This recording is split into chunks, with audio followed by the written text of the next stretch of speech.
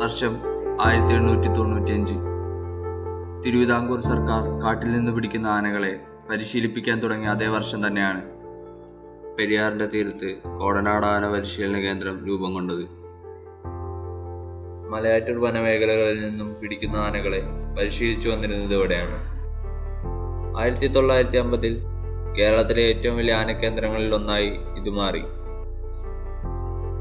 1977 Indian സർക്കാർ ആനവേട്ട നിരോധിച്ചപ്പോൾ കൂട്ടത്തിൽ നിന്ന് വേർപിരിഞ്ഞതോ പരിക്കേറ്റതോ ആയ ആനകളുടെ പുനരധിവാസ കേന്ദ്രമായി ഈ പരിശീലന കേന്ദ്രം മാറി. നൂറുകണക്കിന് മൃഗങ്ങളെയും പക്ഷികളെയും കൊണ്ടുവന്ന് ഒരു മിനി സൂ ആയി മാറി.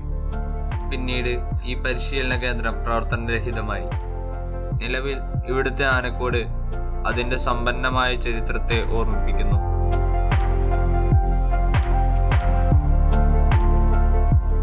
കോടനാടിലെ മൃഗങ്ങളുടെ എണ്ണം ഗണ്യമായി കൂടിയതോടുകൂടി ഇത്രയും മൃഗങ്ങളെ സംരക്ഷിക്കുന്നതിനെ കുറിച്ച് മൃഗസംരക്ഷണ പ്രവർത്തകർ പരാതിപ്പെടാൻ തുടങ്ങി.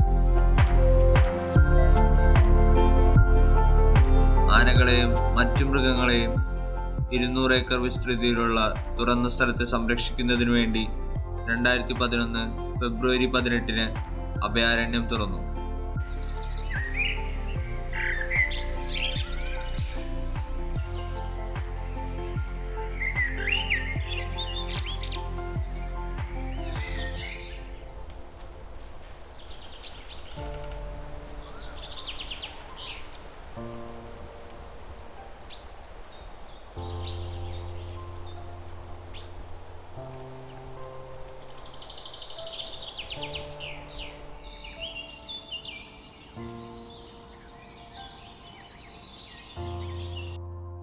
അഭയാരണ്യം പദ്ധതി ഒരു മിനി മൃഗശാല പുനരധിവാസ കേന്ദ്രമായിട്ടാണ് തുടങ്ങിയത്.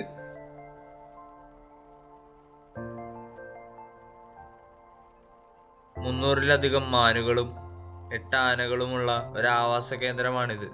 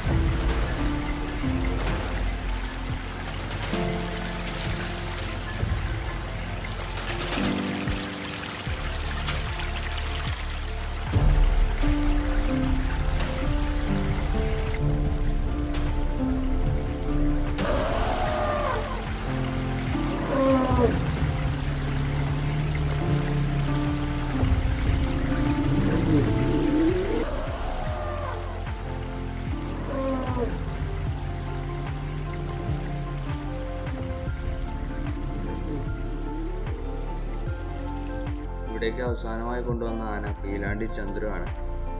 9 പേരെ കൊന്ന് പാലക്കാട് അട്ടപ്പാടിയെ വിറപ്പിച്ച ആ ആനയെ 2017 ഇവിടെ കൊണ്ടുവന്ന് 1.5 വർഷത്തെ ട്രെയിനിങ്ങിന് ശേഷം പുതിയൊരു ആനയാക്കി മാറ്റി.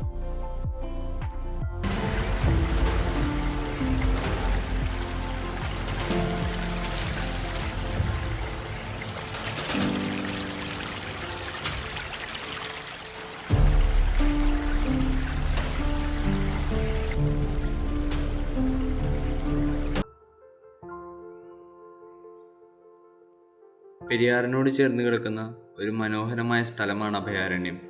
എറണാകുളം ജില്ലയിലെ പെരുമ്പാവൂരടുത്തുള്ള കോടനാട് എന്ന ഗ്രാമത്തിലാണ് അഭയാരണ്യം സ്ഥിതി ചെയ്യുന്നത്.